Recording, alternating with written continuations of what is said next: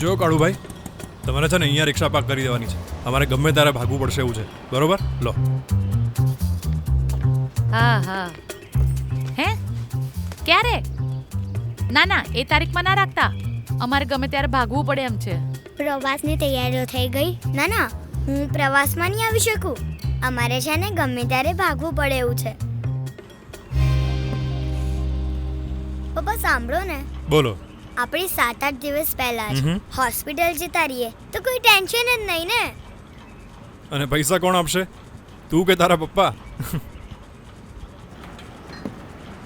Mummy! અરે શારદા, સાચવીને. આરામથી.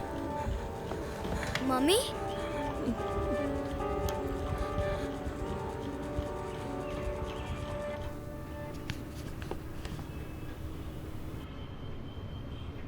શારદાબેન, તમારું બીપી બહુ જ હાઈ છે અને હિમોગ્લોબિન પણ ઘણું ઓછું છે. ડિલિવરી પર આની ગંભીર અસર થઈ શકે છે. તો હવે ગભરાવાની જરૂર નથી.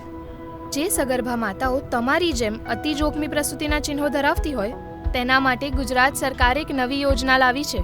આ યોજના અંતર્ગત કોઈ પણ જિલ્લા હોસ્પિટલમાં અથવા કોઈ પણ મેડિકલ કોલેજ હોસ્પિટલમાં તેમને ડોક્ટરે ડિલિવરી માટે જે તારીખ આપી હોય એના થોડા દિવસ પહેલાથી જ એડમિશન મળી જશે. શું વિચારો છો?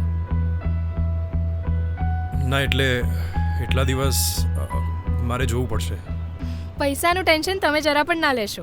ગુજરાત સરકાર તે માતાઓને જે અતિ જોખમી પ્રસૂતિના ચિહ્નો ધરાવે છે એમને ડિલિવરીના 7 દિવસ પછી જ્યારે તેઓ હોસ્પિટલમાંથી ડિસ્ચાર્જ થાય ત્યારે કુલ 15,000 રૂપિયાની સહાય કરશે. અચ્છા, તો પૈસા પપ્પા નહીં, ગુજરાત સરકાર આપશે એમ ને?